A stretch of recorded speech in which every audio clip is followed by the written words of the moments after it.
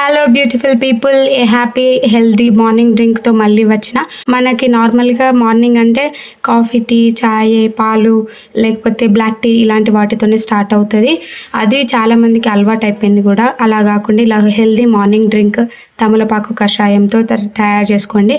వాటర్ని ఒక 3 minutes boil చేసి అందులో తమలపాకులు వేసుకొని 5 minutes ఉంచాలి. అంటే వాటర్ ఆఫ్ చేసిన తర్వాతనే తమలపాకులు వేసుకొని మూత పెట్టి ఉంచుకోవాలి. 5 minutes తర్వాత ఆకులో ఉన్న మంచి బెనిఫిట్స్ అన్నీ వాటర్లోకి వెళ్ళిపోతాయి. అప్పుడు దాన్ని వడపోసుకొని తాగితే చాలా మంచిది. హెల్త్ బెనిఫిట్స్ కూడా. ఇప్పుడు నార్మల్గా కాఫీ, టీ, చాయ్ ఇలాంటివి తాగుతున్నాం కదా, ఒకసారి అవి ఎక్కడి నుంచి వస్తాయి? ఆవులు, బర్రెలు, గేదెల నుంచే వస్తాయి.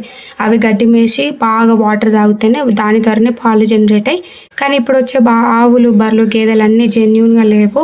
వాటికి జిఎం టెక్నాలజీ, ఐవీఎఫ్ టెక్నాలజీ అని లేకపోతే జెనెటిక్ మోడిఫికేషన్ చేసేసి ఒక స్పమ్తోనే ఒక టెక్నాలజీ ఉంటుంది. దాన్ని యూజ్ చేసుకొని ఆవులకి, బర్రెలకి, గేదెలకి ఇచ్చేసి 5 లీటర్లు 4 లీటర్లు వచ్చే పాలే 20-30 లీటర్లు పాలు ఇచ్చేలాగా చేంజ్ చేస్తున్నారు. నార్మల్గా తల్లి పాలల్లో ఉండే హార్మోన్స్ తన బిడ్డకి పనిచేస్తాయి. యానిమల్లో ఉండే పాలు యానిమల్ బిడ్డకి పనిచేస్తాయి.